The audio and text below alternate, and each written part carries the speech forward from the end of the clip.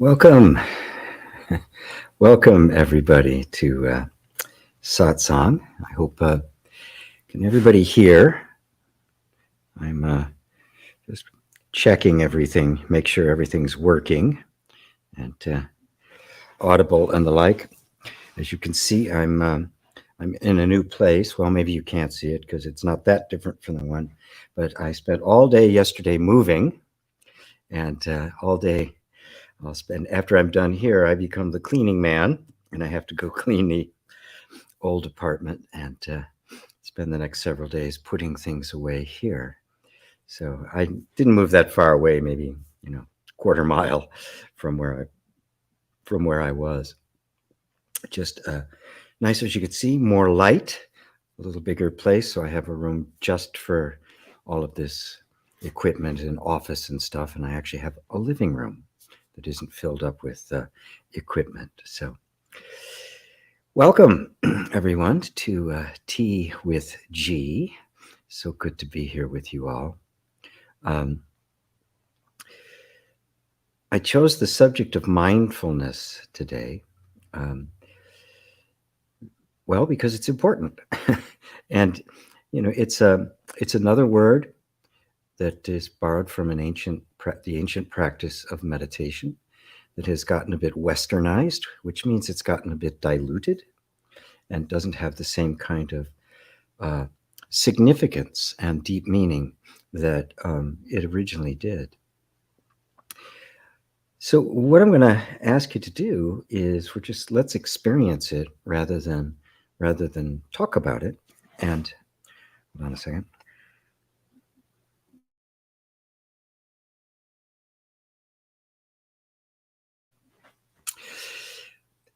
So you can close your eyes or not close your eyes. It really is up to you. It's not important one way or the other. Matter of fact, a lot of the mindfulness practice, they meditate with their eyes only half shut. Like you'll often see images of the Buddha with the eyes half shut. And the simple technique is to just bring your attention. You start with your body. So you just bring your attention to your breathing.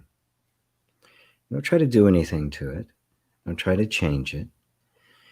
But just give it as much attention as you possibly can.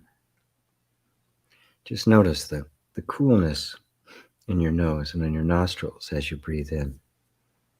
You can even kind of feel that coolness in the back of your throat. If the air is really cool, you'll feel it all the way down into your lungs. And notice that your belly expands, because that's the actual muscle that is working the lungs. They don't have any muscles, which causes them to expand, which creates a vacuum, which then is which draws the air into it. And then you just breathe out. And you feel exactly the opposite motion. And there's the warmth in the nostrils. There's the warmth at the back of the throat. You feel the chest begin to contract. Now, the mission here is simply to become increasingly observant of what is actually here and now. The mind begins to become focused. Well, at least the attention does. And I use the word attention here as opposed to mind.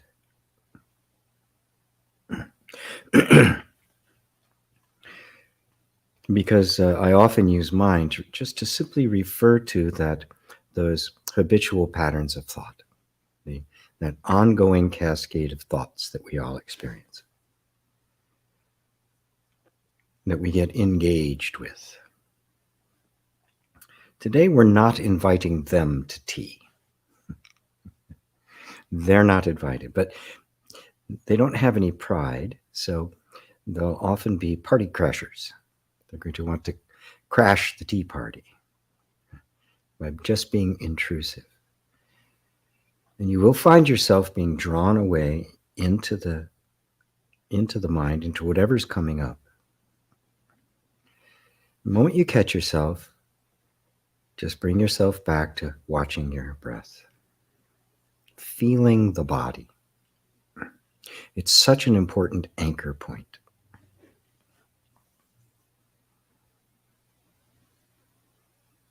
So even when I'm not talking, keep your attention there.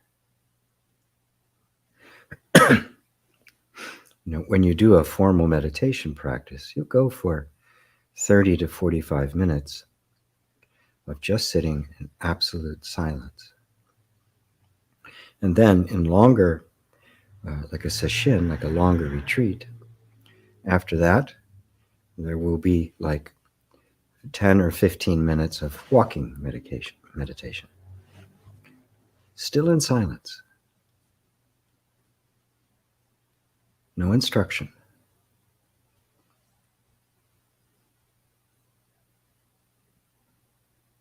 And when you do this, you'll find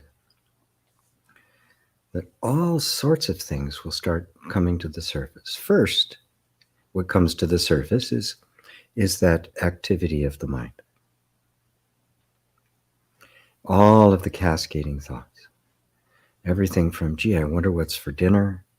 Oh, I left the light on in the bathroom. My feet are cold. They is so total non sequiturs.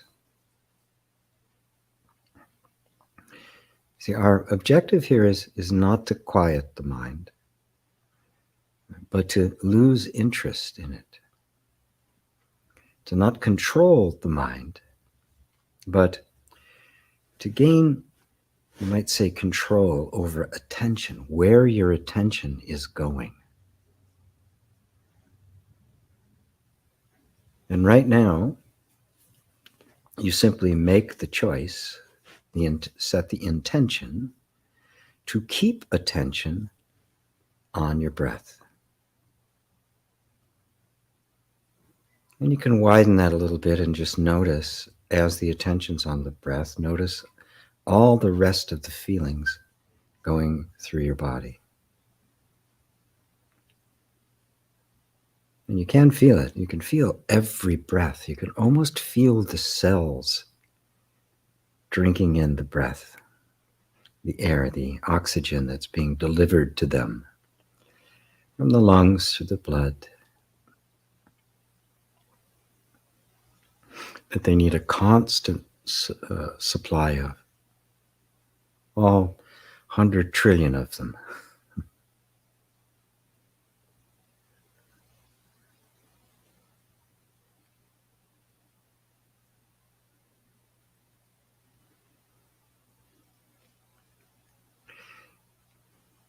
Believe it or not, this is the entire practice, at least the beginning practice of mindfulness. You'll find that if you do practice this as a regular meditation, I really recommend every morning and every evening for at least 15 minutes.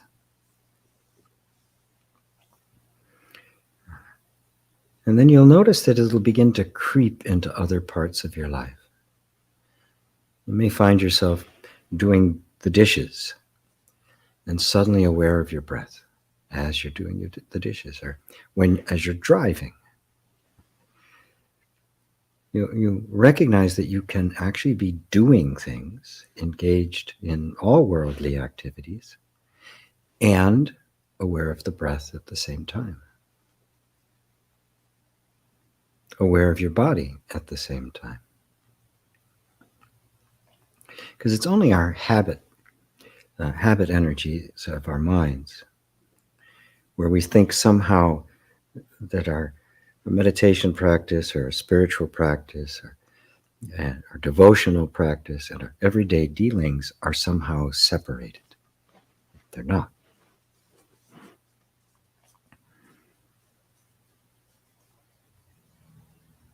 And you notice how it'll expand, even doing intellectual work. And we live in a time that's, with the internet and online stuff, there's an enormous amount of activity where our minds are really engaged.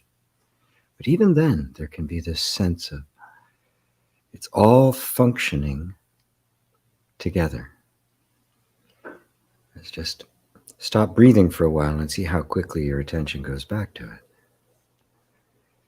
It's all sustained by this breath. That's why it's always been regarded so highly in all meditation practices and as the key to mindfulness or one-pointedness. It's even regarded as sacred, spiritus or pneuma, spiritus sacratus, which is the sacred breath or the Holy Spirit. It's always been associated with this fundamentalness of life. I heard one person say, I made up my mind one day to only focus on the most important things of my life. And so I put all my attention on my breath.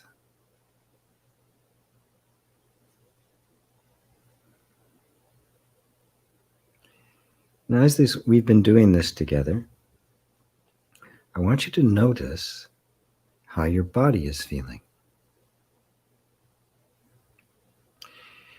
All stress, if I can be this absolute about it, all stress is attention moving away from this moment out into the future or into the past. Anticipation or memory. In the moment, and right here and now, there is no stress. And as our attention becomes more focused here, you'll notice how stress, tension begins to just kind of seep out of the body. There can be some residual there, some habitual there, but and that's okay. As it deepens, that too will relax.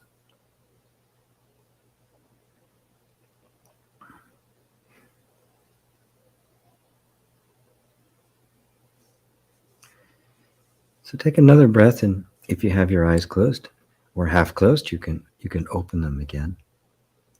This is all there is to mindfulness. Now, yes, it expands. You become mindful as you eat, mindful as you're drinking, no matter what you're doing.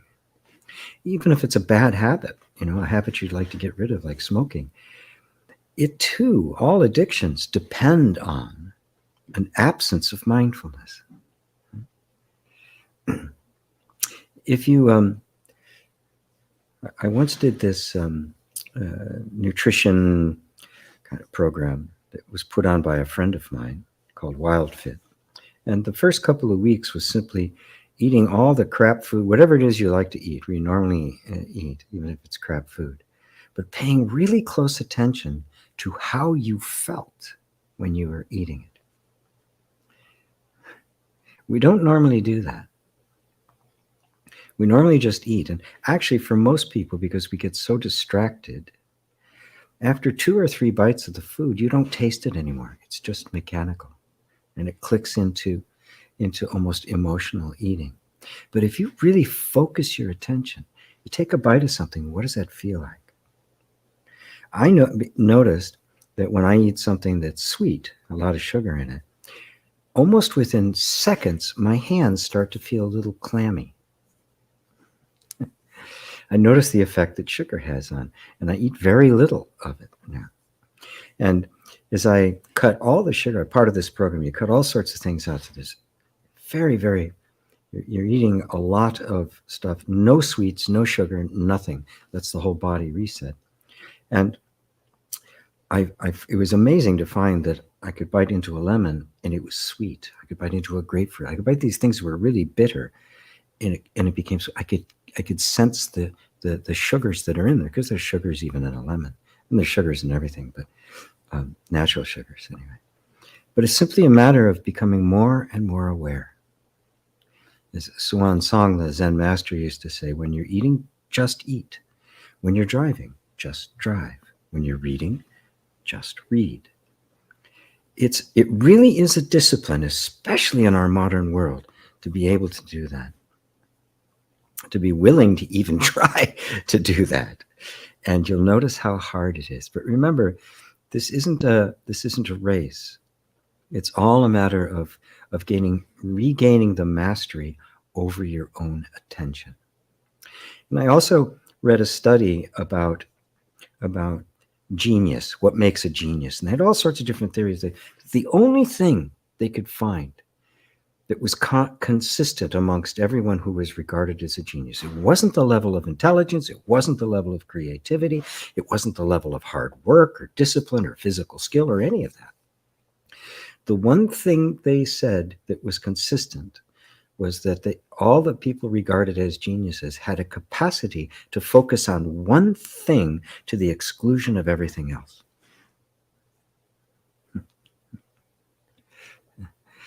And isn't that interesting? Mindfulness. That's how powerful it is. You want to awaken a genius inside of you. Learn to focus attention. Practice focusing attention, because that's the key. All right, I'm going to go say hi to everyone. Pull the blanket over me. It's funny. I like the cold. I like breathing cool air, but then I get cold in my body. So I'm going to go say hi to everybody now. There you go. Back away there. Merc, a Frosty, sorry there, Roberto. Frosty and Dark Sweden. Let me make this a little bigger for these old eyes. Let's see, there's Roberto in Spain, Rosario also in Spain. There's Oscar, hello Oscar, in Turkey, and Robbie in Romania. And there's Ava in Poland playing, also from Sweden. Brent in LA. Let's get it, G. Thank you, Brent. Ursula in Madeira Island, who is helping us to plan a live in-person retreat in Europe in 2024. This live stuff, especially internationally, you got to do at least a year in advance. That's how much it takes to put some of that stuff on. There's David and Elaine in Southeast England, Dorte in Denmark, Timur, namaste, much love from Berlin. Hello, Timur. There's Mary Hendy, hello, also from Germany. Hello, Mary. Look, I think Timur and Mary may be new. I don't recognize those names. Hello, Amn. Hello, Am. Same to you. Thank you. And the ME23, and there's Merc. New place looks nice. Just watch an old video where you explain inner reconciliation. Probably watched it before, but now it landed in a whole different way than the first time. Don't know why, but recently it really started to get more obvious that most of my personality is just a collection of old intrinsic defense mechanisms, intricate defense mechanisms, mostly not appropriate to current circumstances. Still acting it out, most of the time anyway, because it makes me feel really unsafe not to do so. But just knowing that it's not me, that's intrinsically defective, still changes things quite a bit. Getting a lot easier to watch myself with neutrality and interest, more objectively like an anthropologist. Maybe that counts as mindfulness. That is mindfulness. I didn't use those terms in inner reconciliation or the yoga of allowing. I didn't use the terms meditation, and I didn't use the terms or the term mindfulness specifically because I introduced two different words, yoga of allowing and inner reconciliation, because they don't have any meaning to them. Now, if you talk to a marketing person, that's a problem because I have to take time for people to understand what I mean. But if I use the words meditation or mindfulness, it would immediately have associations that I know what that is, and they don't. So inner reconciliation is simply this capacity to recognize that the activity, the programming, the conditioning of the nervous system is not the self. It's not who you are. It is nothing but a bunch of pre-programmed responses. And these include emotional responses, intellectual responses, the triggering of memories and expectations, as well as physical sensations, and even, believe it or not, circumstantial. Because the body being so directly connected to, everything, it actually has influence over the various circumstances in our lives. So, and the important thing and the reason I chose the word reconciliation was because I just happened to notice that in self-help personal development, for all its virtues, has this underlying assumption that somehow we're supposed to use our minds to override our feelings and our patterns of thought.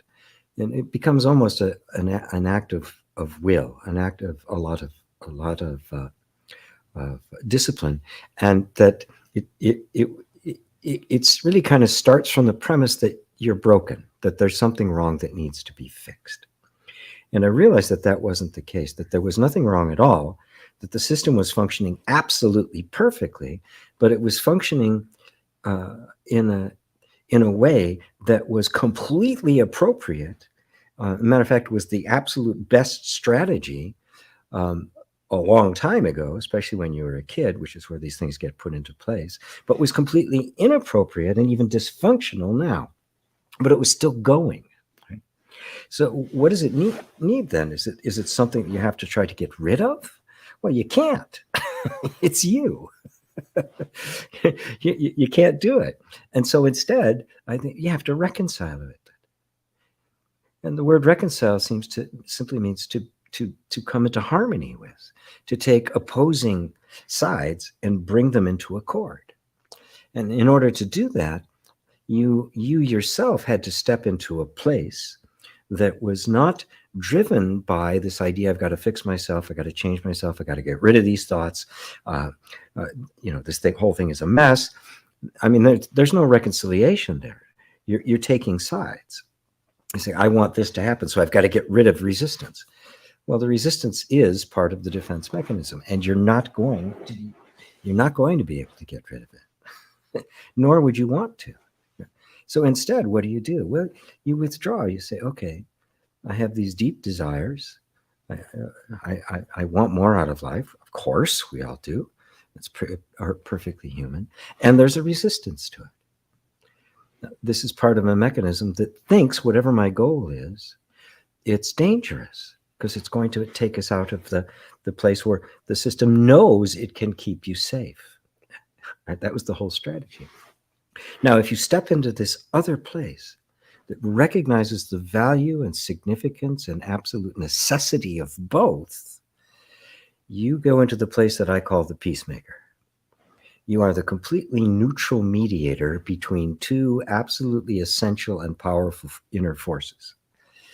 At which point, when you're not taking sides, there's no pressure on either side.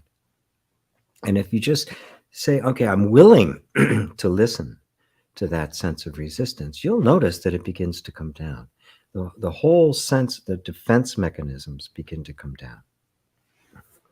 And you find that there's a sense of calmness that comes over. And that's what mindfulness is. When you're in that place where you're observing without an agenda, without, I've got to get rid of this, I've got to change this, I've got to fix this. You don't have that. There's just this, I'm simply watching. Now, this takes practice because the whole system has been trained to get into resistance of resistance, to jump into the mind, to want to fix things, right? And if you really notice it closely, you know that this effort to fix it is actually a way of keeping the programmed responses, the whole conditioning in place, because it's not challenged.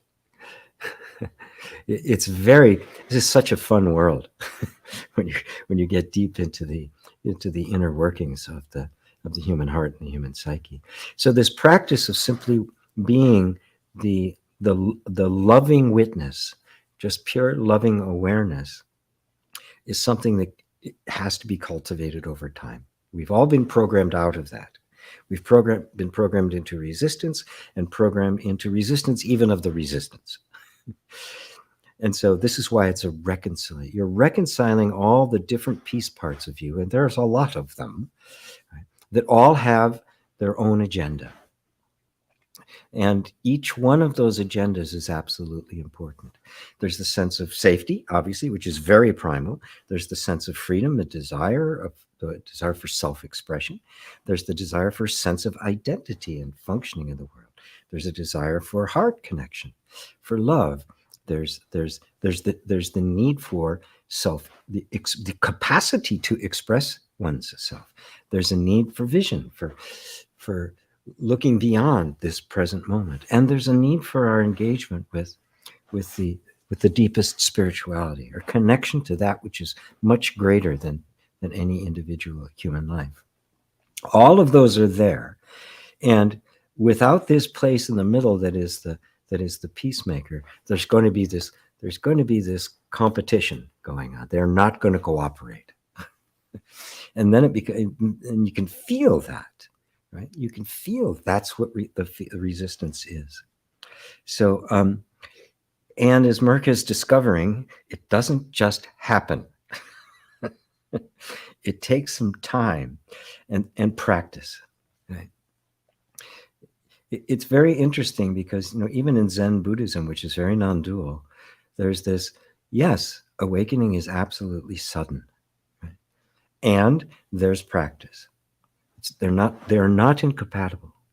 It's not nothing but sudden awakening. I've seen people get stuck in this. It's, as soon as I'm awakened, then everything will be okay. And it becomes this means of avoiding our everyday human life.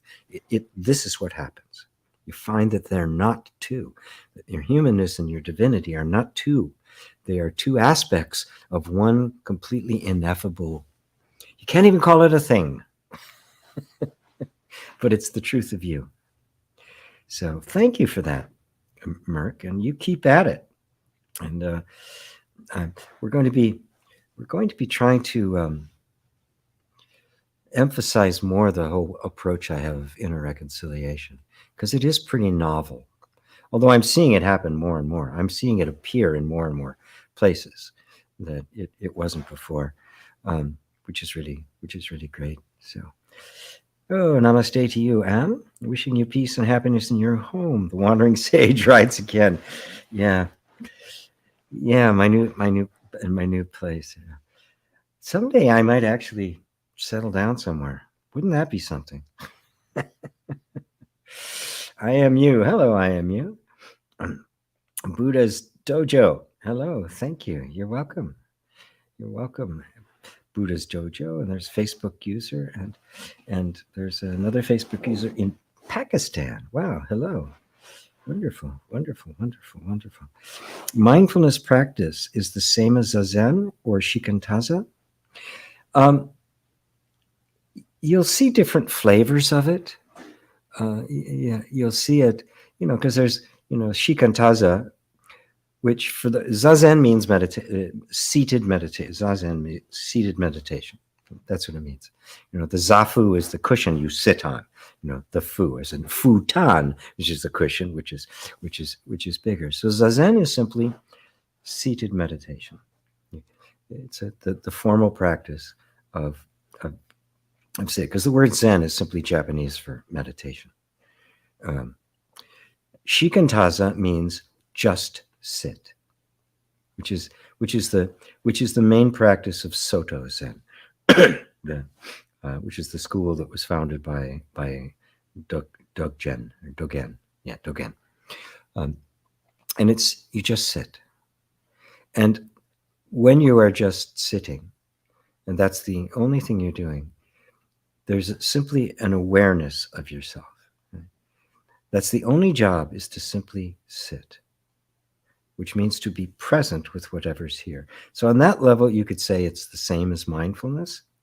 There's other people that teach mindfulness, maybe some different flavors of it. But when you come right down to it, all meditation, the intention of which is to simply be completely present in the here and now, is Zen, is mindfulness, is Zazen, is Shikantaza, is all the various different forms.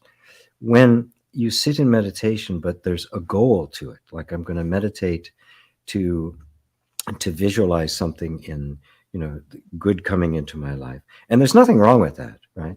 There's tantric meditation. with mantras and mudras and all sorts of different things. But the purest form of meditation is to just sit, to be present with what's there. That's what I call inner reconciliation, or the yoga of allowing. You're just sitting in an internal posture that is, I'm just going to be here, right here. Body, mind, attention, everything right here. And then you'll notice that the mind will want to go there or back there, right? And you go, oh, okay. And you bring it back to here. What's here right now? Well, there's my breathing is going on. Breath is happening. There's sensations. I can feel a tingling at the bottom of my feet. Now, any awareness of sensation is here and now. Now, there'll be a sensation, and I say the tingling in your feet, and the mind go, oh, tingling in the feet. I didn't notice that before. I wonder what that's about. Where is that coming from? And you notice now it wants to engage in a narrative about what is simply here and now, pure sensation, which requires no words, right, in order to feel it. So the words are always secondary. So you are simply being just sitting right here, right now. And that's the whole practice, and that is being very mindful. It's also the right meditative concentration. What is concentration? This capacity to rule out everything except one thing.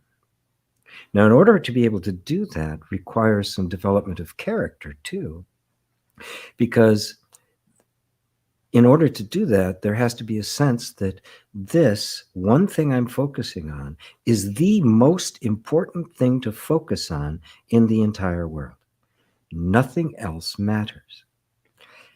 Now, when we live in a time of just enormous amounts of distraction, right? Facebook, YouTube, right? So when we're done with satsang, then go, gee, I wonder what else is on YouTube, and go scrolling through. This is about determining what is actually that important to me. So you can see there's this whole practice there of, this is what Buddha is referring to in the Eightfold Path, right concentration, right value, right views, how to see things, right living. It's like bringing your entire life into focus as to what is most important. Right? And you'll find that when you ask yourself that question, you'll find conflicting answers, because obviously to one part of you, being safe is the most important thing. To another part, being free is the most important part, right? And so reconciling all of these to see that all of these can serve something more important, something that is transcendent, something that goes beyond. This isn't a denial of any of those things. But in order for all the various aspects of us to be reconciled into a coherent center, there needs to be a sense of, to what are they serving? What are they serving? And what I found is that the highest thing to serve is loving awareness. Part of my daily prayer, or my daily mantra, is that that I may be in service to all beings. That I just hold that as a tent, and that includes me, right? To be in service in myself, so I don't have to exclude myself in that. It's not all outwardly focused, but it's like something higher than just my needs being met, or my ability to express myself. It serves.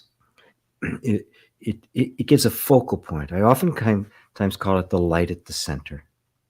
There's a light at the center that brings everything, all the other aspects around you into focus. Now, those other aspects I teach as the chakras, which is simply the wheels of energy, as aspects of consciousness. But I think you get the point. We're all aware of conflicting things in us. If you've ever had to make an important decision, you can find yourself going back and forth, looking for a position. Well, in mindfulness, the yoga of allowing, you don't look for a position. Not every position is a position, and you stay in this positionless place, the place of the peacemaker. And so that is, let's see if I've got it down here. Yes. So in that sense, don't look for the words, right? Find out what Zazen is for you, as well as mindfulness. Talk to other teachers. Have a conversation with somebody who teaches Shikan Taza is in a Soto setting. Talk with a Zen person who's part of Rinzai, or of mindfulness. Thich Nhat Hanh has a particular way of approaching it. Jack Kornfield has a way of approaching it, which is more of Vipassana, right? But his way of doing it, Spirit Rock, is different than the Vipassana organization does it. Right, so there are all sorts of different flavors. So don't get hung up in the words.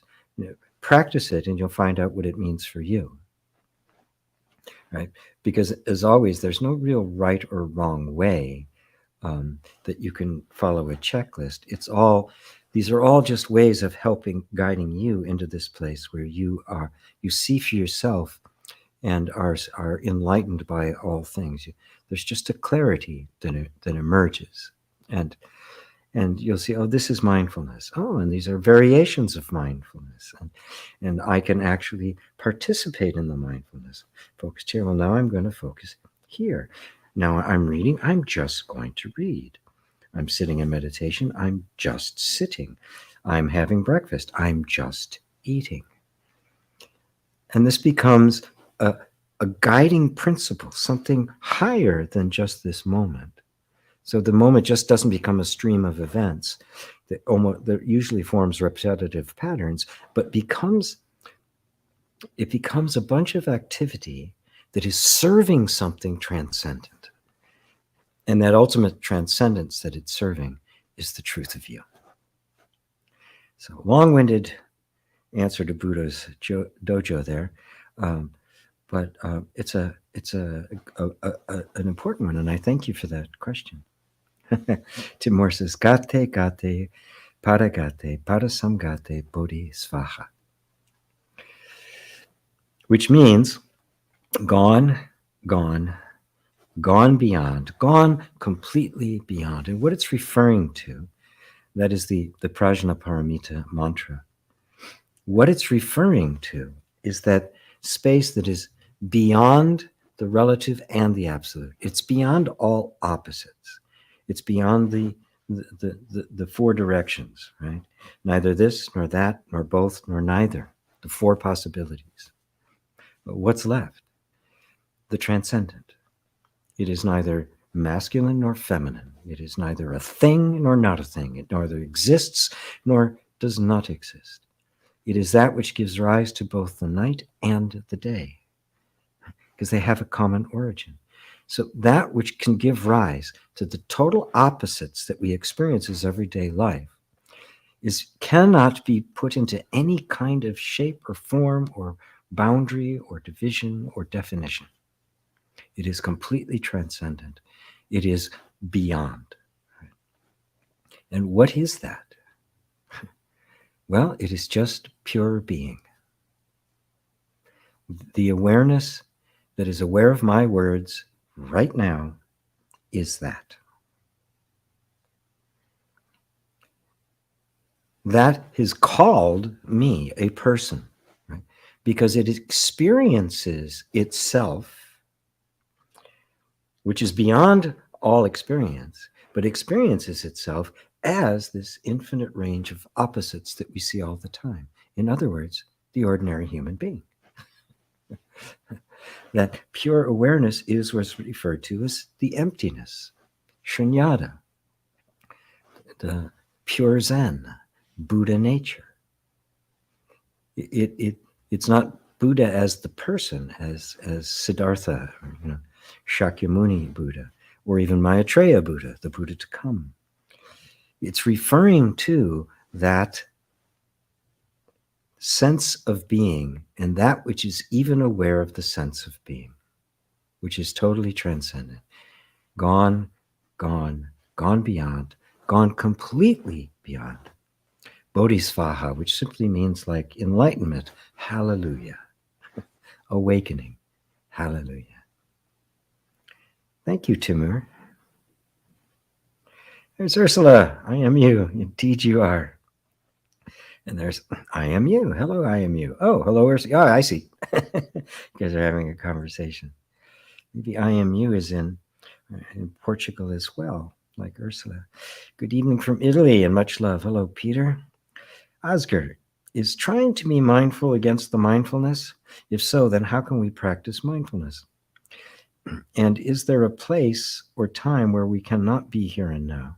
And if we are aware that we are not in the moment, is that still called mindfulness? Great question. Very subtle. Very subtle. No.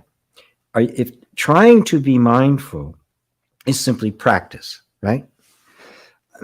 That is, I'm attempting on purpose to keep bringing my attention to what's actually happening right here and now. And you'll notice there's resistance to it. There's a lot of habitual energy that wants to just go around, right?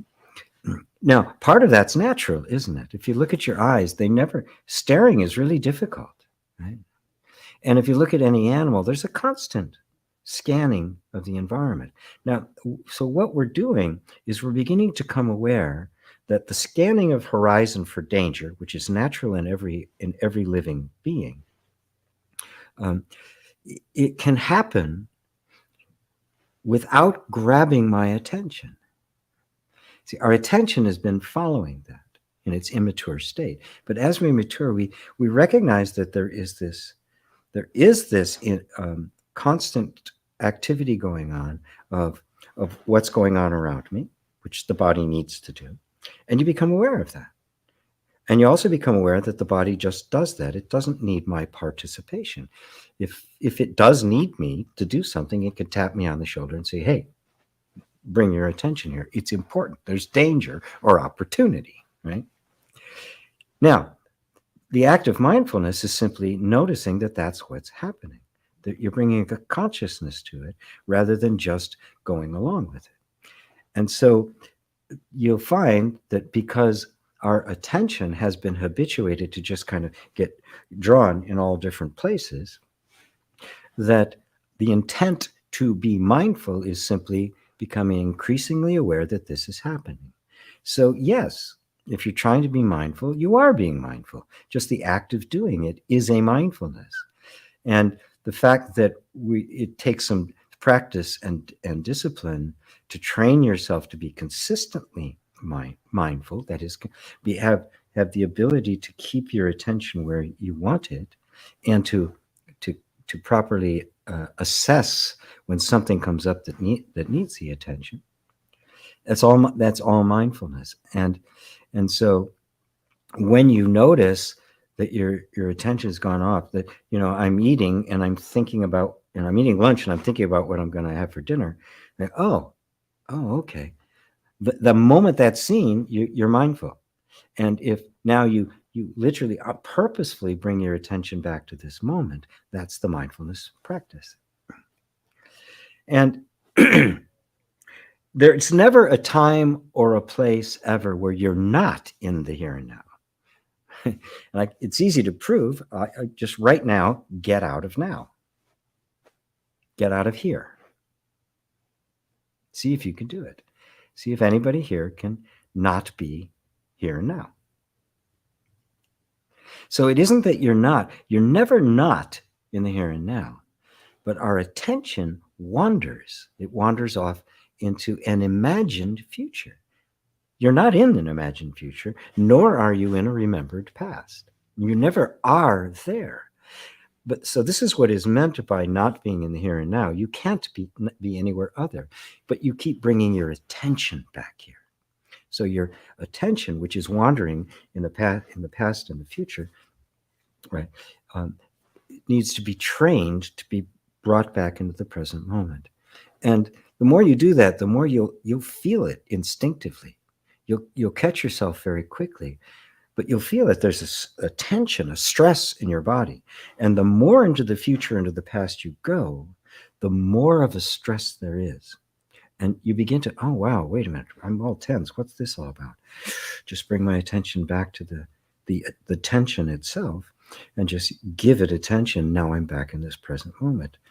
And you'll notice how the mind wants to wander off into the future and get lost there, right?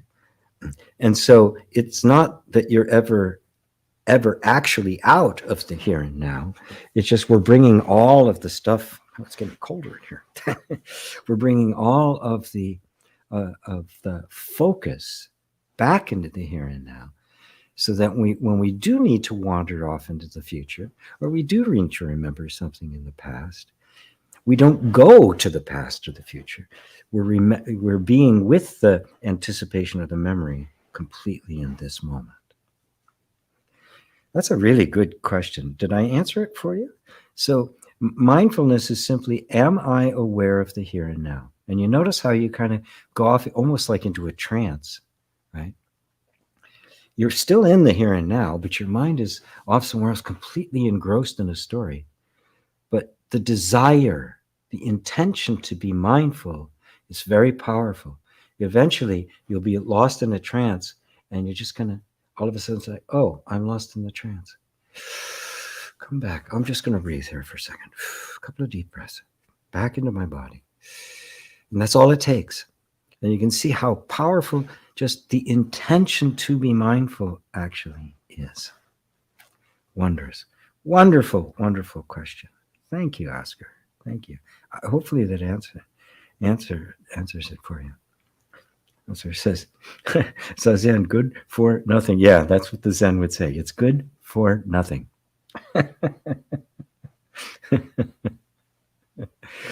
It completely brings you into this place of emptiness, which isn't really nothing, but it's very funny. It has no intention other than to sit. That's it. Shikantaza, just sit. Are you sitting? Done. That's it. It is not good. It's not to accomplish something. Even accomplishing becoming a Buddha, even our highest aspiration to awaken to our Buddha nature, not that either. Just sitting. I'm just sitting, and when I'm just sitting, I am the Buddha underneath the Bodhi tree. Wonderful. There's a voice that doesn't use words. Yes. Listen. Carl, hi GP. When I just sit, it is with no intention, and it brings a great sense of peace. I've had teachers and friends say that is when messages come through. I don't think I received these. No problem. Well, yes, your friends, there's a lot of people, they practice meditation to get their mind clear so they can get creative input, or they can get messages. But the highest meditation is not even to receive a message. Because a message from where? For what? Right? Now, I've got nothing against that. A creative impulse, a sense of, okay, I should do this. I really need to do this. But I found that when I'm in meditation for the sake of meditation, that when I get a creative idea, or, oh God, that'd be a great class, or a great musical idea, or something, or just some kind of message that's an answer to a problem, I say, thank you. I'll put you to the side. You'll be there later, because right now, I'm not here to get messages. I'm here to just be present. Then when it's time for the message, right, I'll focus on that, right? And that will get my attention in the moment. And I have found that sometimes the messages that try to get my attention just disappear. And sometimes they'll be there when I come back. So your friends aren't illegitimate, but that's not meditation or mindfulness in the highest form. It's not shikantaza. even the intention or desire to be a Buddha, even the great insight where the angels appear in front of you, or colors and the whole thing, your very ecstatic experience, you simply watch it. Ah, yes, right now there's tension. Right now there's ecstasy. Okay. Just sit.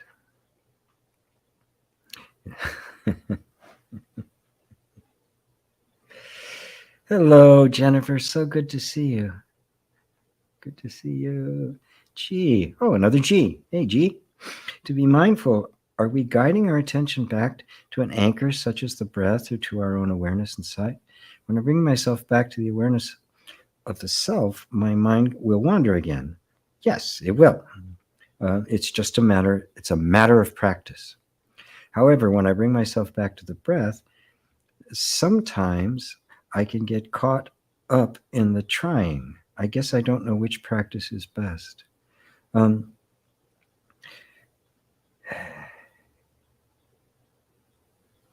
Inside, when I bring myself back to the awareness, my mind can wander again. Right? So if you bring your attention back now, and that's just the practice. Remember, we're not trying to control the breath. We're not trying to control the mind, right? We're simply trying to gain control, you could say, over our attention, which has been habitually wandering around, right? Because what I'm really wanting to do is to experience myself and everything as it actually is, okay? Which means no story, no overhead, no anticipation of what might be in the future, no including a desire for awakening, no defining of this moment in the path, but the actual experience of existence, pure, empty, myself just as I am, that sense of beingness just as I am. So let's see, or to our own awareness inside. When I bring my attention back to the awareness of the self, my mind will wander again. Yes, it will. This will take some practice, because for the mind, when your just attention is purely on yourself. Now, remember, attention can only go so far. Attention will notice that in the most subtle way that there's a sense of being. But even the sense of being is appearing to attention, and attention is reporting to something that attention cannot see. Because even attention is something that something else is aware of. And so that too becomes a phenomena that we're witnessing. And so you can see at this point, the mind wants something to have. The attention wants something to put its attention on, but in this internal looking, there's a point at which the attention cannot go any further. And so now there's just the sense of being, which is the last thing the attention can be aware of. And now even attention itself becomes the object of perception, in the field of view of the ultimate perceiver. And even attention then disappears into this pure loving awareness. Now, because there's nothing there to see, attention is going to want to look around. The mind is going to grab you. You just keep bringing it back. That's all you can do. And you may be there for a half a second, and then it's off again. It's go, okay, that's fine. You just keep coming back, keep coming back, keep coming back, keep coming back. No judgment, no criticism, just keep coming back. Because even the judgment, see, you're not getting the hang of this, is just another thought to distract you, to make a commentary, to create a narrative, another view, to create another a world. When I bring myself, sometimes I get caught in the trying. Well, no, it's okay. You are trying. So, until this becomes second nature, everything becomes an effort, right? It took an effort to learn how to ride a bike or play a musical instrument, learn how to talk. I mean, it took effort to get the spoon in your mouth when you're a little kid, right? I see my granddaughter. So yeah, of course, there's the sense of trying, right? And that's okay. So all right, I am trying because I'm not used to doing this. I've been habitually doing something else. And in this place, I mean, this dovetails with self-inquiry, because now, okay, who's aware of the trying? There's a sense of trying there.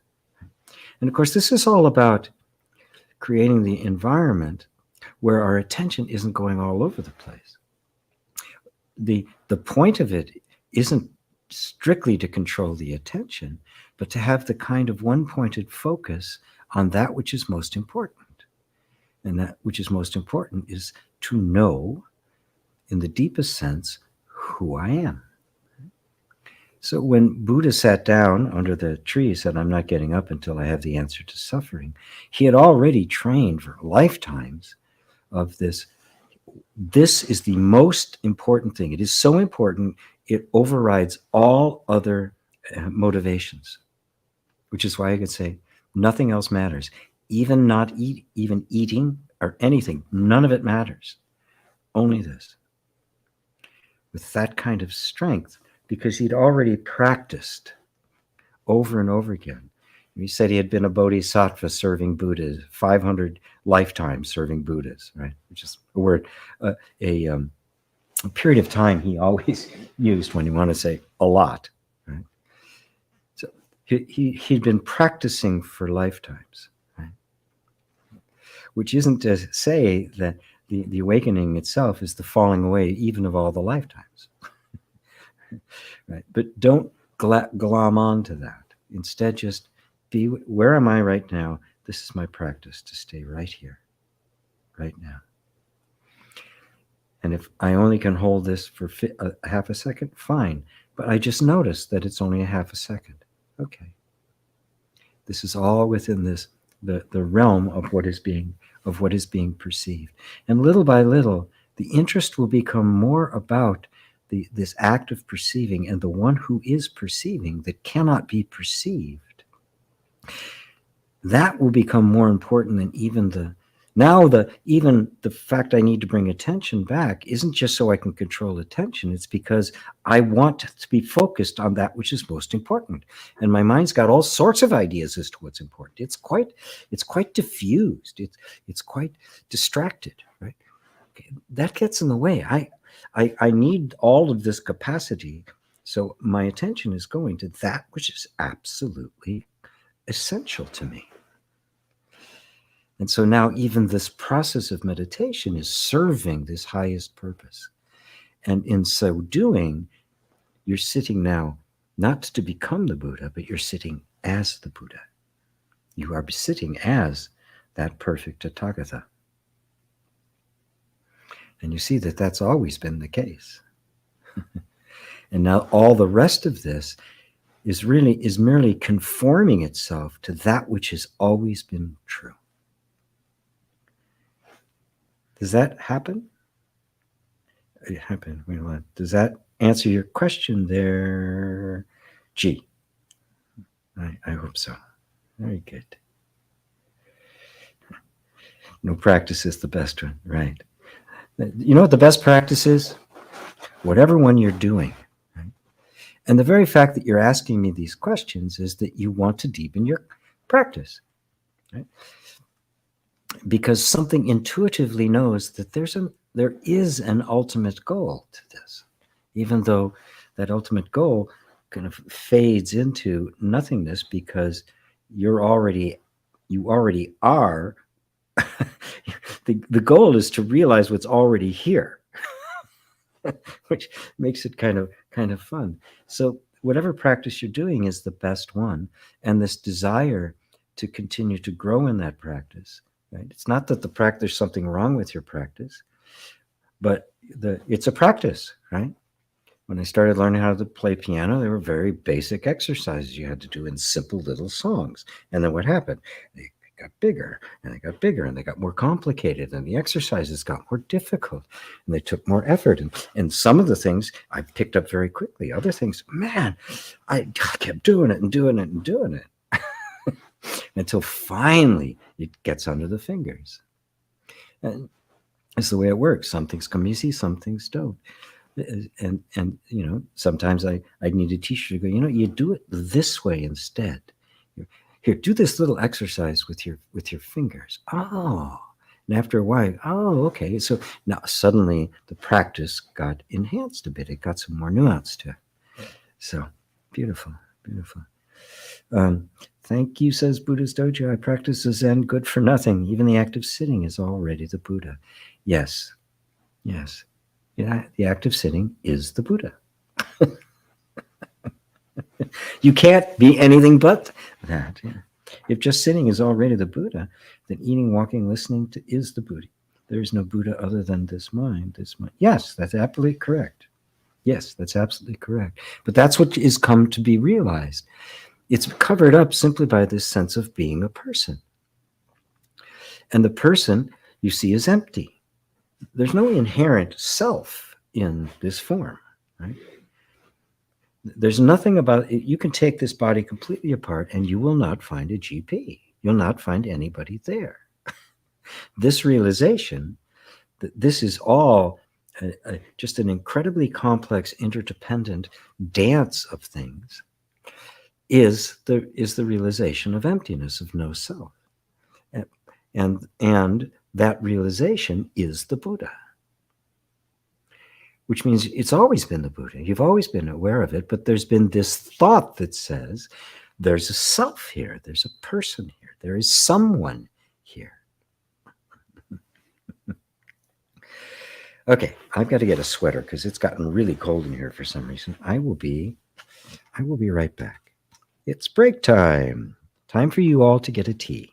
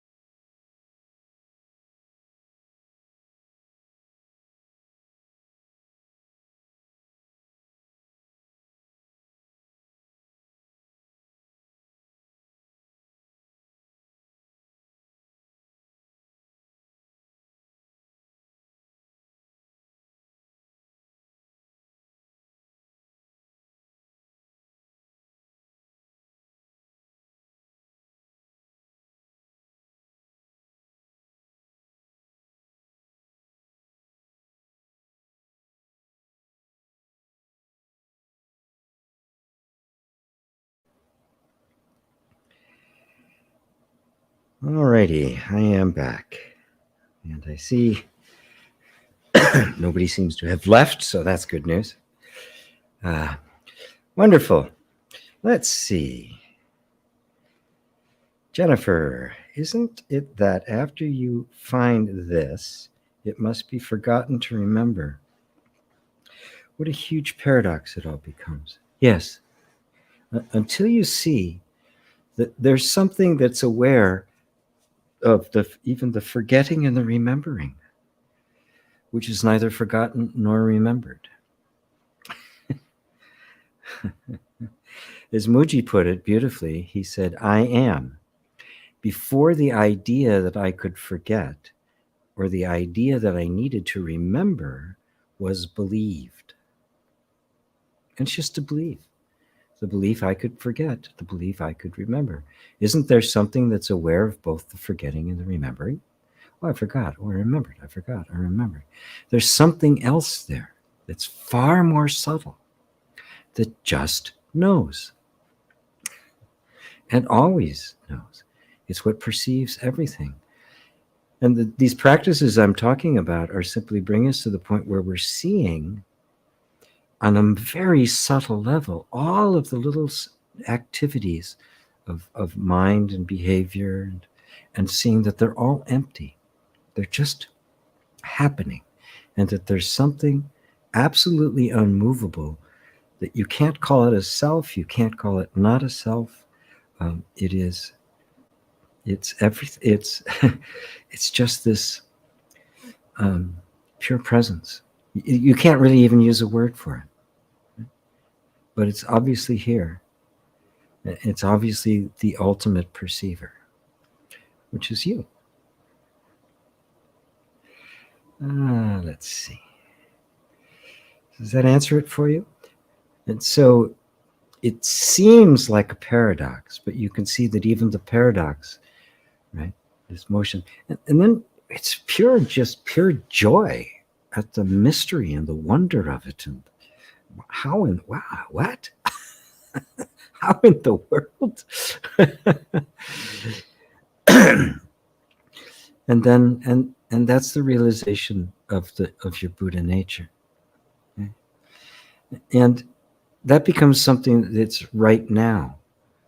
It's not a future event. It's not something off there somewhere. Right? Oh, I'm going to be a Buddha. Oh no, this is what's happening right now.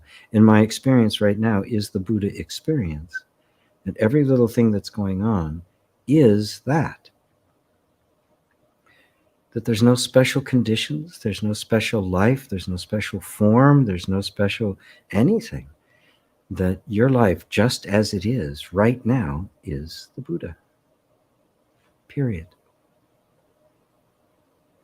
Thank you, Jennifer. There's that unpronounced T4LSA. Well, but I can't pronounce it. Yes, sir. Thank you. Happy to be here. Glad you're here. True self is no self. Yes. Yeah, and it transcends both the words. The self. Buddha was very clear about using no self. But of course, there was a misinterpretation of that too. They thought it was some kind of existential nihilism, like there was no existence whatsoever, which is not at all what he's saying. He's just saying that there isn't a self. There's nothing you can define and say it's a self. It's emptiness. Right? And in the Hindu and other traditions, they would talk of it as the self. Which again is really the same thing. It's that which actually is, but has no boundaries. You can't really call it a self. You can't say it's not a self, because even self and no self are opposites, right? They require each other in order to be spoken of. You can't speak of no self without a self, or self without the absence of self. And so now you see, oh, it's even deeper and more subtle than that. It is beyond all opposites. You can't even call it an it. It's just you. It's what's perceiving at all times. So the idea of no self is just to really recognize that everything you experience is a very complex combination of elements. Right? and any individual human life is made up of, there's the physical components, which is 100 trillion cells dancing together, constantly turning themselves over, the thoughts, the emotions, and the like. But they all came, they didn't operate in a vacuum.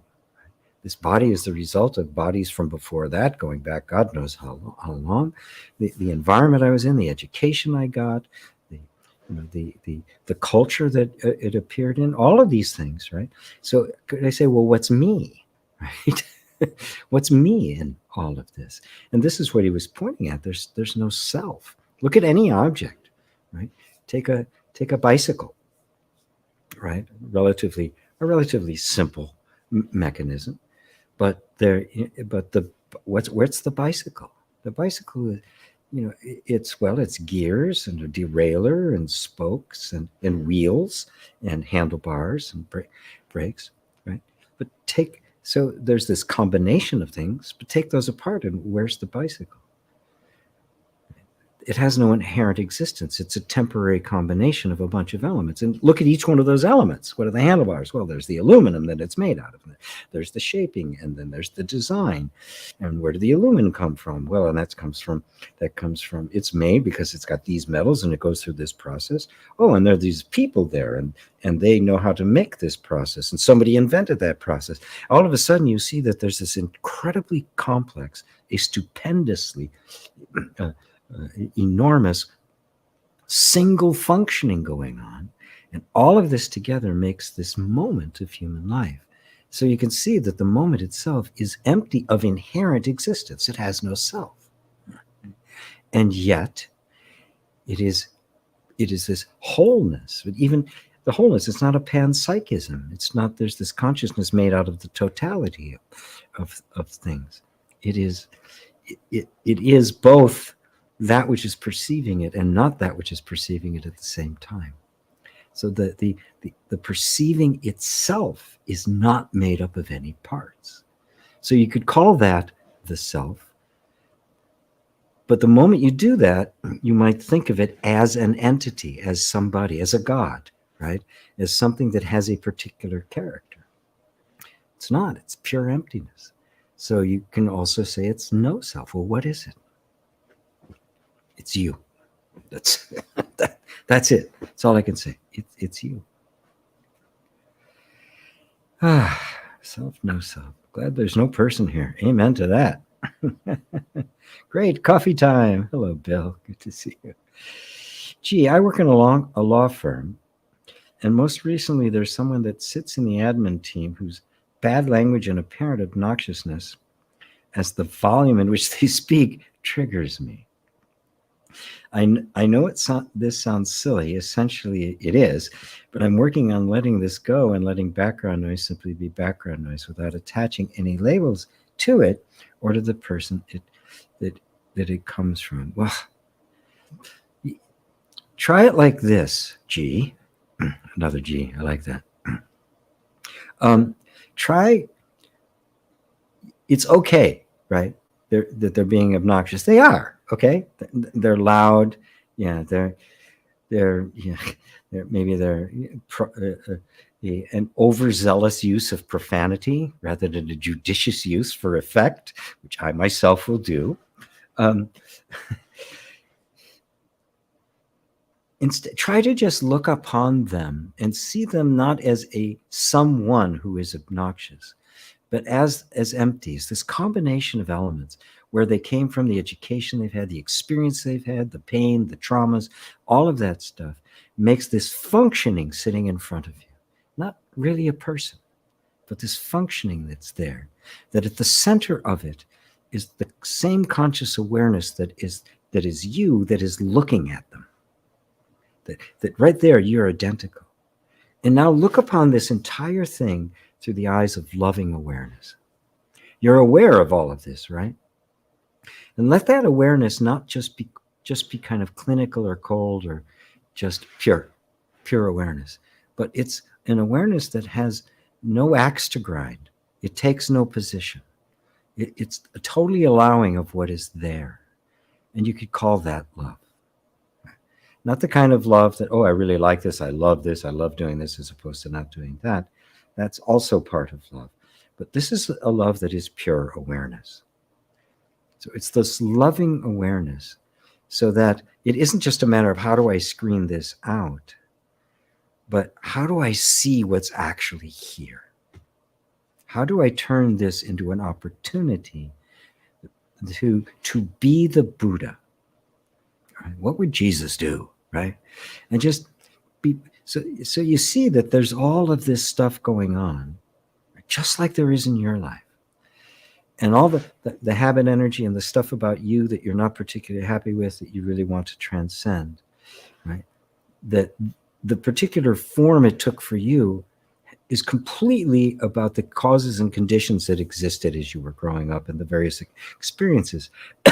And had things had been a little bit differently, you may be the one sitting in admin rather than the lawyer, using profanity and whatever else, and being loud and obnoxious. It could have been you. It's all a matter of causes and conditions. So now all of a sudden you're going, oh, look, we really are one in this. We are all bozos on this bus. We are all cut of the same cloth. And so recognizing that all of that is just there, and at the essence is the same conscious awareness that is right here looking at them. So when I get right down to the root, they're me. I am them, they're me. And now see what happens to all of that. Just watch the effect that has when there's no longer a me against them and me just trying to screen them out, but instead going, I'm just going to welcome and love them. I want to see the emptiness. I want to see what's actually here in the most loving and open way that I possibly can, filled with loving kindness. And then see what happens. Watch what happens.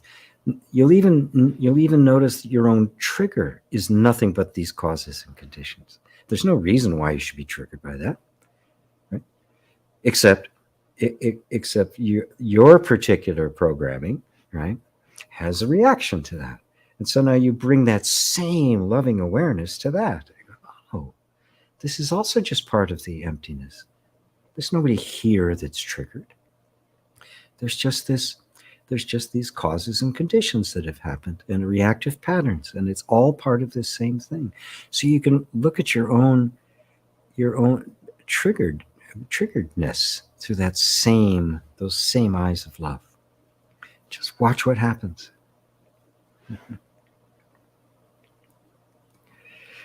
Thank you, G. I hope that helps. Brent, loved seeing you in church last week, G. For those of you who don't know, last Sunday I spoke at a Unity church here in Washington, which I was happy to do. First live in front of people event I've done since COVID started, 3 years ago. So we should get you to speak at my parents' church in rural Michigan. Is it a Unity church or a Unitarian church or Centers of Spiritual Living, or one of those? I'll go anywhere, as long as expenses are covered and I get a little bit extra to bring back with me. I'll go absolutely anywhere. So, Jennifer, thank you. Oh, you're very welcome. Hello, Dale. Good to see you, Dale. Oscar, getting late here in Turkey. Love you guys. Catch you later. Good night, Oscar. Hey, there's Jessica. Hello, Jessica. See you later, Oscar. Buddhist Jojo, have a peaceful night. Look at all the love coming out here. Carson N. Hello, Carson. I think you're new too. Hey, GP, I love you. I love you too. A self-taught programmer, and really appreciate your saying that the Buddha mind can write code. It sure can. It made my career for many years. And it wrote really good code too. I was like totally shocked. Also with no technical education. It's a silly question, but what techniques could one employ to remain meditative in thinking heavy tasks? I get awful fidgety. Well, as you notice the fidgetiness, right? And look, when our minds are really engaged, right? It's hard to stay present in this moment. But of course, as I said before, one of the most common, the one characteristic of genius that is consistent across every example of it is this capacity to focus attention on one thing. Right? Now, notice that there's something aware of the attention. So you're in this heavy thinking, but you're fidgety, right? Okay, well, what's the fit? Now you say, just kind of go. You may need to say, okay, I've got to keep focused here because this is the only way I'm going to solve the problem. And if you're programming, they're enormously complex problems. Right? The systems I designed were really complex, and it took every ounce of focus I could muster to be able to stay in the midst of that complexity long enough for a comprehensive and elegant solution to appear. So you can either say, okay, there's a fidgetiness here. Fine, I'm going to let it be here. Right? That first step, because I need to keep all of my attention here. Right?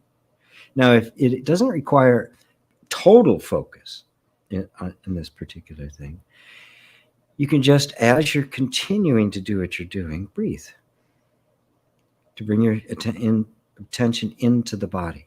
Because what is the fidgetiness except you're going off into the future or you're going into the past? Right? There won't be any fidgetiness if you're totally focused in this moment. There'll just be the normal functioning of the body going on. So just go, okay, there's a fidgetiness here. That's fine. You can be here. No problem. So if you don't make a problem of it, then there's nothing to do with it. It's just something that's present, and nothing gets distracted from what you're doing, you see? If the fidgetiness is, the fidgetiness is a problem, boom, all of a sudden you've lost focus. Part of you is going, this is a problem I have to solve. It becomes intrusive. Notice, it's the thought that becomes intrusive and not the fidgetiness. And then you just kind of go into your body. Right? When you can. If you can do it right then, great. If you can't, don't. And then just kind of, fidgetiness. Well, what does this fidgetiness actually feel like? You'll notice that when you get a sensation, your mind immediately labels it. This is fidgetiness. This is stress. This is anxiety, right? Now, that's the mind. And the mind's very narrow, right? It loves to categorize things, right? This feeling, it's this. But if you actually stop and be with the feeling that you call fidgety, set aside the word fidgety, you'll find that it is not that excuse me, it's not that confined. It's like, what is it? Well, yeah, I call it fidgety. There's a certain anxiousness to it. There's kind of my mind's kind of wandering around a bit. There's a little tension in the body. You see, that's much more nuanced than just that word. So you set the word aside and go directly to the sensation itself. And you keep breathing into it, right? Okay, there's this feeling that's here. I'm going to let it be here. I'm going to give it loving awareness. You have complete permission to be here. You're obviously here for a reason. And I'm not going to let my mind tell me it's a problem. It's not a problem. Obviously, it's not a problem. Right? The body doesn't make stuff up. Right? If it's fidgety, it's some kind of a sense of anxiety or something. There's something the body is responding to. You say, okay, good. So just show me what's going on. I'm totally present here. Now there's this great open spaciousness that takes place. It's a beautiful setting of loving awareness. That whatever it is that's going on has permission to come up. And oftentimes, just the fact of allowing it and not resisting it is all it takes for it to go, okay, good. And it just dissipates. Other times it may reveal a story to you. It may say, okay, this is what's happening. This is going on. We need to deal with this. But you have to, it's a practice because we have to get really good at discerning between what is actually being told to me by the direct experience and what is my mind's interpretation of this. I might say, It's a problem. I've got to get rid of this problem. Oh, this is being caused by the fact that I've got a deadline next week, or my car broke and I got to get it fixed. But that's all the mind looking for a reason for it. Because then, oh, okay, I got a reason for it. Now it's fine. If you set all of that aside and let the attention remain with the sensations or the emotions, just staying in the body, you'll find that the real reason it's there will eventually get revealed. And if it doesn't need to reveal it, it'll just go. It'll just dissipate. It'll be done. This is inner reconciliation. You're reconciling with these inner energies. You're not trying to control them. You're not labeling, oh, this is a problem. Oh God, this isn't good. I've got to change this. That's all in the mind.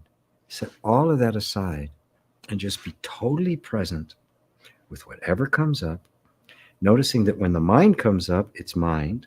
When your emotions come up, it's emotion. When sensations come up, they're sensations, and you don't need to intermix them. You don't need to label a sensation or an emotion. Right? They require no explanation. And you'll also notice that there's a very important distinction. The sensations and the emotions are direct and immediate. Boom, there's just the feeling. They were there first, and then the thought about them, the interpretation, the labeling, the sense of it being a problem or something that has to be fixed, all comes later. The sensation and emotion are right here, right now. They're direct experience. They're the actual experience of life.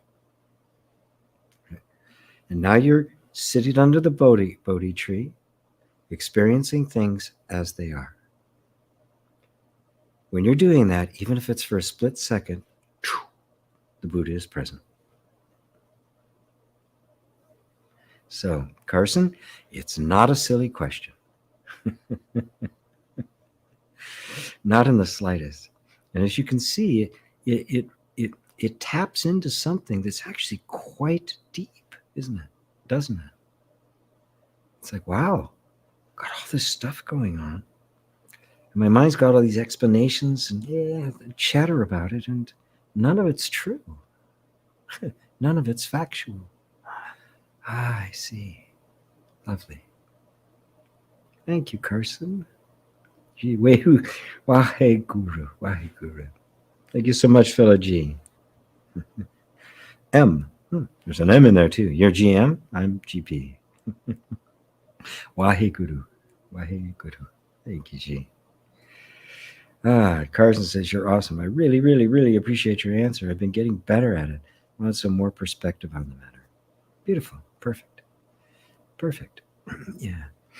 Facebook user. My master, so happy to catch you live right now. I love you. I love you too. I don't know. It just says Facebook user, so it sounds like faith. It sounds like faith. It's got the faith vibe about it. Maybe it's not though. Buddhist Jojo, can we say then that mindfulness is complete acceptance of what is without labeling, speculating, or manipulating? Yes. Oh, it's Jonas. Hey, Jonas. Yes. Sure. That's a great way. That's a great way of putting it. It is an acceptance of this moment, right? That stays in the moment. Right? That's because mindfulness is simply you're feeling what you're feeling when you're feeling it. Right? Oh, there it is. There's this feeling. And then I can label that feeling. Sometimes it's useful to do that in the process of letting go of resistance to it. Sometimes we need to put the label aside so we stay with the feeling. Right? It's different at different times. Sometimes somebody will have a feeling, and I'll ask them what it is, just so I know as a facilitator with them. But also sometimes it helps bring clarity. Other times the label brings with it some additional overhead. Excuse me. Some additional overhead that is not needed. that gets you out of the direct experience and into the mind. This is a very subtle art that we're doing here. It's not something, which is why it's a practice. But it's a practice like that, it's a practice until you finally get it right at some point. It's a life practice, like practicing music. Right? People practice, even the best musicians practice. Ishak Perlman practices. I mean, he's one of the greatest violinists of all time. And he practices every day. He says he even practices while he's watching football or something, right? Just making his finger, right? It's practice. The practice is it's like an art form, right? So it isn't like, okay, now my practice is done, because life is constantly moving, constantly shifting, constantly playing. And the practice is simply to be in the Tao, be in the flow, be in the dance, right? So, so yes, it is an acceptance. Right? Acceptance is the loving awareness. That's the heart opening. Right? And when the heart is open and not closed, there can be a vulnerability. There can be a lot of things can come up when the heart opens, because it builds a wall. A wall gets built around the heart. The heart never really closes. It just gets a wall around it, so to protect it, because it got hurt in the past. And so as that wall comes down, things begin to soften. More and more is exposed. Up comes the vulnerability. So then if there's this, this is what is here. And there's no conceptualizing of it. There's no resistance to it, or at least there's awareness of the resistance, but it's not like you're actively participating in it. It's more of just kind of the reactive patterns going on. And now you're accepting of that. The heart is open to that. There's no need for a label, but you'll notice that the mind wants to label, and there's an openness and acceptance of that. Okay, that's what minds do, right? So fine, right? And I'm going to stay here. Yeah, that's the place of real mindfulness, of loving awareness, seeing things as they are. The first noble truth, right views. Seeing things as they actually are, without any judgment. A thought, you're seeing a thought, not as my truth, not as my life, not as an explanation of everything, but it's thought. I'm seeing emotion, and it's just emotion. I'm seeing sensation, it's just sensation. Memory is just memory. Aspiration, anticipation is just as anticipation. So, and now at this point, I'm not mixing anything up, right? I'm purely aware. And it's this loving space. And that is mindfulness. Right? I am very present, right? Even of the mind. Some energies don't dissolve immediately. Nope, they don't. That's why we get better at this. Because in the beginning, we think the goal is that these energies dissolve, and it's beautiful when they do, obviously, right? And it's it's part of the thing. We want that to happen, but the real practice is the sense of equanimity that it doesn't matter whether they dissolve or not. And if you want the test to see if you really are in the pure state of allowing, you say, could I be with this feeling for the rest of my life? And if the answer is no, then you realize there's still some resistance to it. You go, wonderful. I'm still holding on to some resistance to it. I haven't opened my heart fully to this whatever it is, this unpleasant or uncomfortable or difficult sensation. I'm still harboring this desire to get rid of it.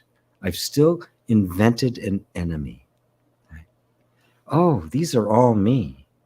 Okay, welcome. Yeah. Oh, very uncomfortable. I have to tell you, I'm very uncomfortable, but I'm okay with that too. You have full permission to be here. That's loving awareness. It's 100% yes. And if it isn't 100% yes, you notice that and go, you forgive yourself. There's no judgment. Well, yeah, of course, there's still some resistance to it. And looking closer at that, taking that into love awareness, you see that that resistance isn't you. It's just part of the way the system has been programmed, the various causes and conditions, the thought that if I resisted it, it would go away because I don't like it. Okay, well, I see that as well. Oh, you can be here too. Come on to the party. You see, it's just this complete open-heartedness. That's why I'm referring to it more and more often these days as loving awareness. That it's not just this pure consciousness, pure awareness, which it is, right? But when you see that love, that awareness is absolutely open to anything, it says no to nothing. It is completely open. You see, it's also the open heart. It's not just the open mind. It's not just enlightenment of the mind. This is the heart. I'm open to it all, even to the suffering of humanity. Oh, okay, yes, be here too. Yes, you can be here too. I'm more than willing to take this in. In fact, this awareness is so big, it can take on the suffering of the whole universe. It could take on the sins of the world, as it was said about Christ, because there was no restrictions in his heart. That's how he could do it. You don't have to do that quite yet, but this is what we're cultivating. And all you need to do is deal with what's this moment. Don't anticipate I'm going to be a Buddha or a Christ in the future. If I can say yes to this moment, that's it. I'm the Buddha. And then when the no comes up and I notice the no, I'm still the Buddha. Nothing's changed. Right? Because we think, oh, if I'm the Buddha, then these things aren't going to come up. No, they are going to come up. When Buddha sat under the Bodhi tree, all sorts of things came up. It was defined, it was symbolized as Mara. First, the temptations of his daughter, then fear and threat, then duty and obligation, and questioning his authority. And even when Mara left after all those temptations of Siddhartha, who now was the Buddha, the awakened one, it wasn't the first time. It wasn't the last time. He kept coming back. He kept coming back, kept coming back. And every time he'd come back, Buddha would say, hey, Mara, good to see you. Let's have tea. And he'd sit down with Mara. So there was no end to it. The same thing with Christ. He had his temptations, but Christ, devil, I'll be back. And he was numerous times, numerous threats.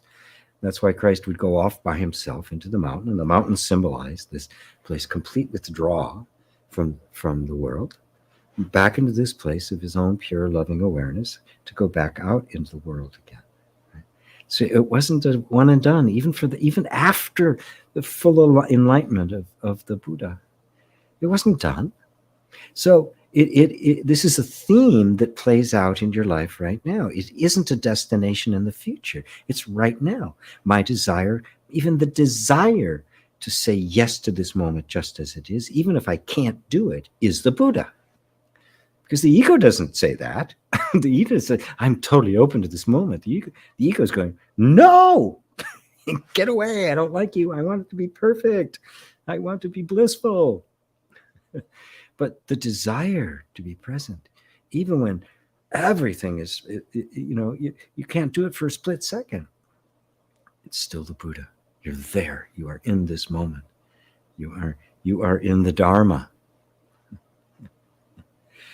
You are the Sangha, the practitioner with all other practitioners, inviting all beings. Ah, beautiful, beautiful, beautiful, beautiful, beautiful. Oops. Let's see what came up here. Oh, hey, G, the name I can't pronounce. How can we deal with people who have a spiritual ego and use spiritual ideas to fight their inner security by putting themselves above others? Well, it's kind of the recommendation I gave to G, working in the office with the loud and obnoxious person. Really, there are two people in the world that I put up there as most annoying, right? Number one is spiritual people, right? the overtly spiritual people. They talk the spiritual language. They have spiritual hair and spiritual clothes, and they're always off to the next spiritual event. And they're either modeling, trying to be all super nice, or they carry this spiritual sense of ego. The other's vegans. There's the joke. How do you tell if somebody's a vegan? You don't need to. They'll tell you. It's just kind of the case. But you'll notice then that what is that? They've been touched by something important. Both the vegan and the spiritual person have been touched by something that is actually important. It's significant. They saw the value. Right? The spiritual person saw the value in the spirituality. There's an awakening that's taken place. But it hasn't deepened enough yet. And so the sense of self took on this particular characteristics and became appropriated the spiritual idea and spiritual thoughts and made a behavior out of it and constructed a new sense of identity. Now, it's a better sense of identity. They're probably more loving and more giving and that sort of thing. But they're probably more arrogant, more full of themselves. And if you look really closely, you'll find that underneath is this. They haven't been able yet to get in touch with the part of themselves that doesn't like themselves, that feels small, that's desperate to have a sense of self that validates them. There's usually some kind of emotional crippling that has happened underneath. Right?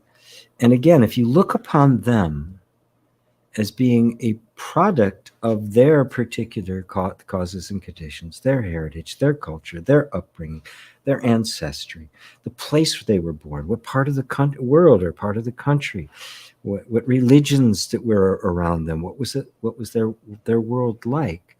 You'll see all of that together made this being that's standing in front of you now, speaking from this place. And you can see the emptiness of it. And again, you keep honing in on that until you find that underneath all of that is the spark of self-awareness that is the same spark that's in you, that's viewing them. And then you also put your attention, that same loving attention, on that in you, which is being triggered by that, which is looking at that and going, how do I deal with these people? What does that mean? My reaction is, I'm trying to find the loving way to deal with them, but in fact, they're really annoying.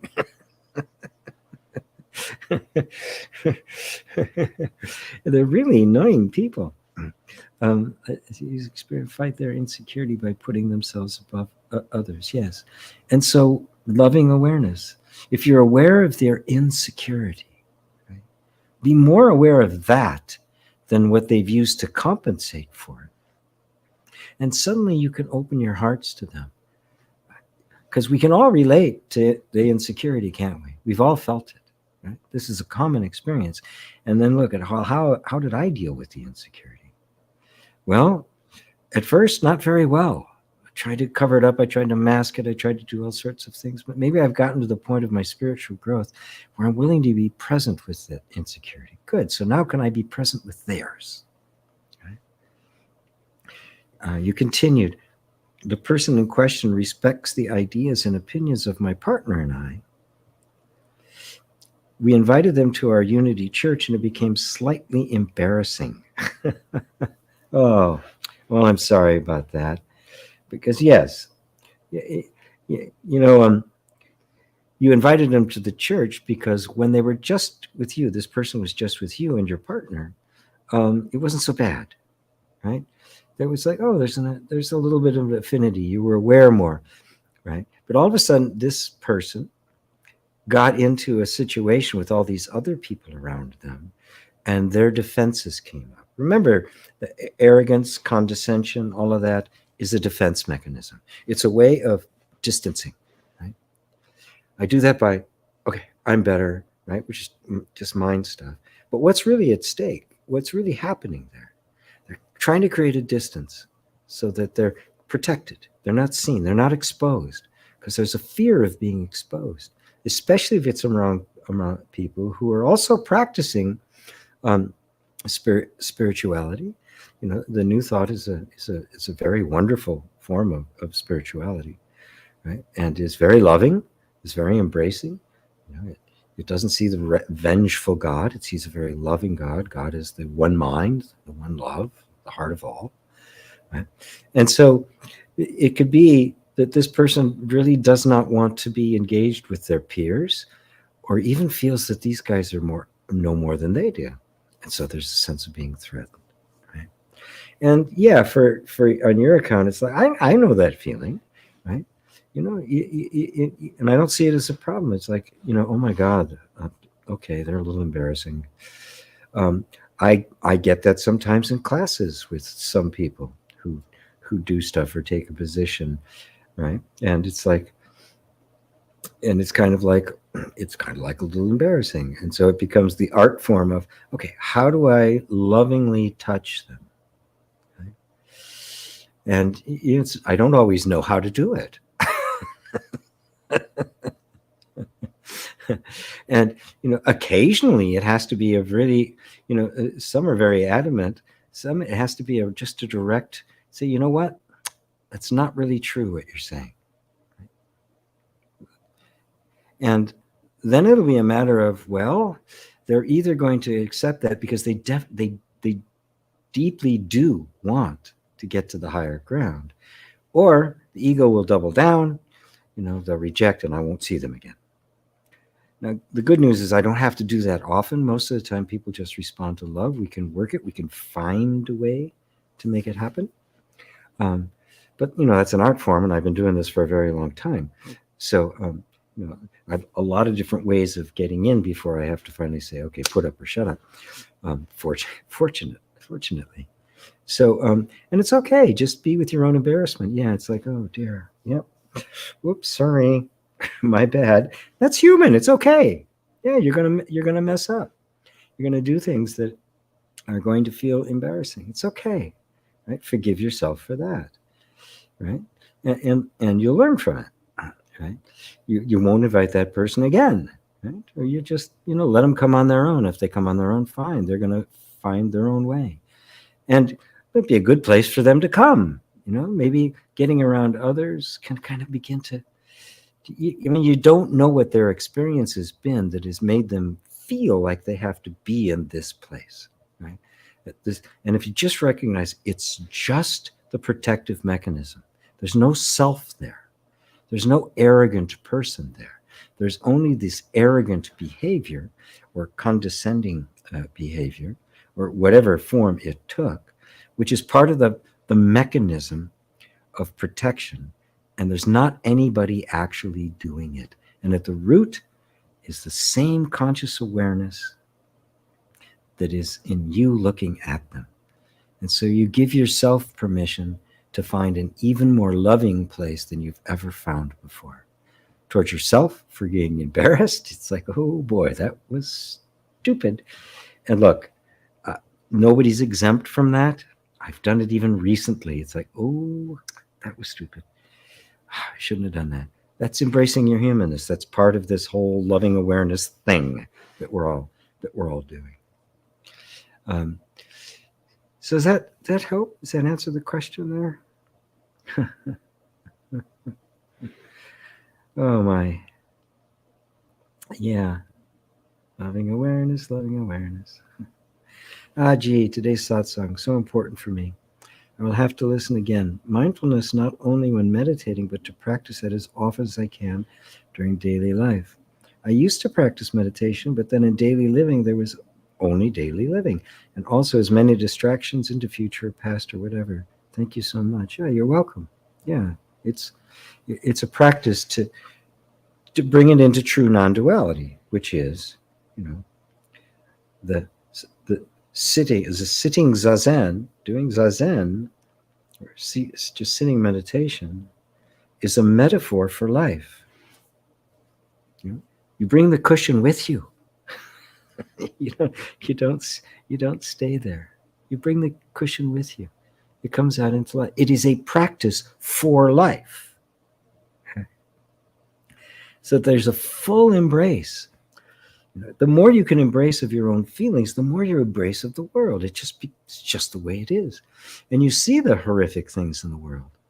And there's a sense of empowerment that the things that you can do something about, you really can do something about. But there's also this wide-eyed seeing of just, look at this behind me, right? You guys can't see it all that clearly, but I just sit here and go, my God, where does it come from? The mystery of it, the beauty of it, it's overwhelming. You get that too. And with it, the intensity of the suffering. Oh my God. What? But now there's this open-heartedness that just explodes, right? That can hold it all. A person can't hold it, right? But loving awareness can. Thank you so much.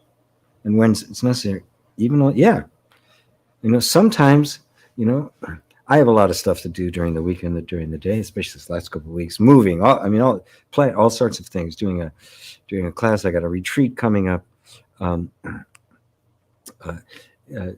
I'll be leading, an online retreat through the Krishnamurti Center, and all of these things going on, right? And all of a sudden I just just breathe. And I got a little ritual I do for a little chant, right? Little different kinds of breathing that help me keep my attention here. And I actually use Insight Timer, right, to help me, because sometimes, there's just so much going on. It takes a minute to come back to right, here we are. Right. So don't think there's this sudden mastery that takes place, right? The Buddhas are rare, okay? They're rare. Even Buddha got angry, got sick, he had a cold, got food poisoning. So it's like, there's no accomplishment. Zazen is good for nothing. There's no accomplishment. There's no attainment. Just this moment. That's it. Am I present now with the fact that my mind is all over the place? All right, my mind's all over the place. That's the Buddha. Knowing it's impermanent, it'll come and go. If it's here for a while, fine. Okay, fine. Just breathe. It's so simple. It's so simple. Oh, thank you so much, says Buddha's Jojo. You're very welcome. Jennifer, shooing my kids when it's not all roses and sunshine, say in tantrum mode, I have them smile, showing them the way to noticing an unpleasant experience is valid. They're in control. The smile shifts their mood. Yeah. Oh yeah. If you don't criticize them, right? If you don't, you just remember my kids would throw a tantrum and I'd just sit there. And I'd watch. No reaction. I just loved them so much. It was so easy, right? And eventually, are you done? Yeah. And then we're buds again. We do stuff. I remember when my granddaughter would throw a tantrum, and then sometimes you just get, really really sad. Or one time I took her to art class. She just didn't want to go.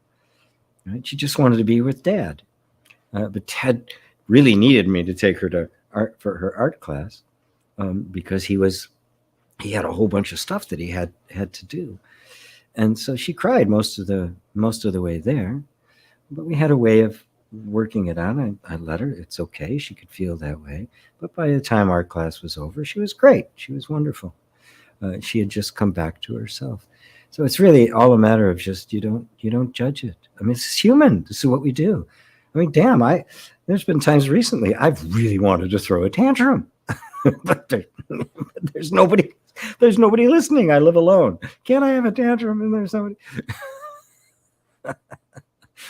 We have adult tantrums too. We just mask them. With a kid, there's no masking. It's full body participation. Throw themselves on the floor, kick and scream. We adults just do it much more subtly. We're much more sophisticated. No, we're much more full of shit is what it is. And yeah, just say, okay, Can you make a little half smile? It's true that if we smile, even if the rest of us, they're willing to just do this, even if they're angry, it has an effect. It does. It's a mudra, right? You can think of it as a mudra, and the body does respond to it. It's very true. Ah, beautiful. Bring your couch with you. Yep. Bring your meditation couch or chair or cushion or whatever you're using. Bring it with you. So thank you. Yes, that was lovely. Thank you. Thank you. Thank you all. Wonderful. Don't see any more questions popping in, so maybe we'll bring it to a close for today. Seems like mindfulness is a really valuable subject for you all. So I think I'm going to do, between now and the Krishnamurti event, that I'll be sending out an email about very shortly.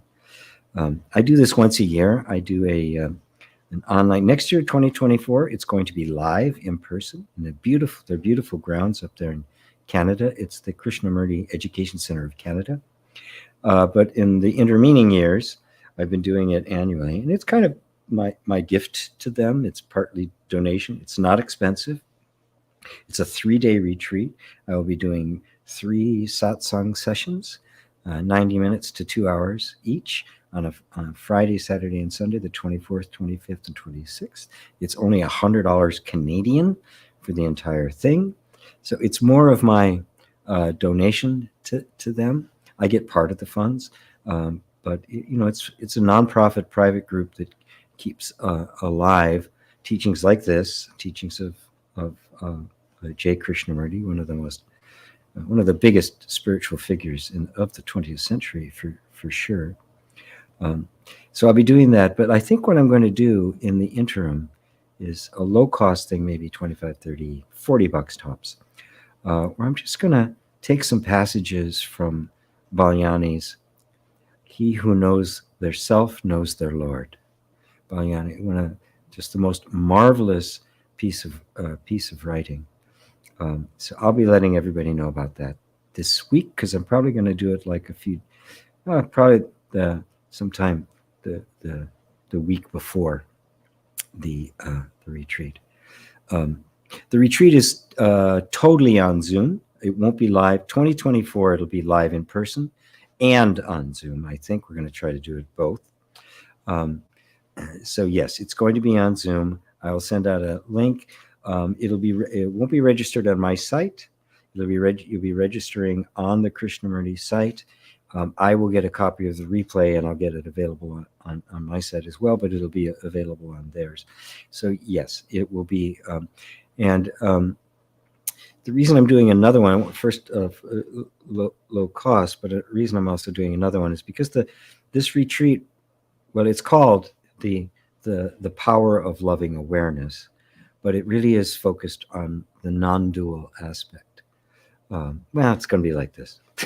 It's going to be this, but I do like to try to focus on just the non-duality, but the practicality of the non-duality, which is loving awareness, so that you'll be able to 3 days of really kind of being present with it, being present with yourself, and doing the deep kind of self-inquiry that is completely intertwined with the allowing pure mindfulness meditation, but is not quite the same. It's another element to it, because you're noticing and simply asking the question, well, who is aware of this? Who's being mindful? Who am I? Which takes it to another level. So yes, it'll be on Zoom.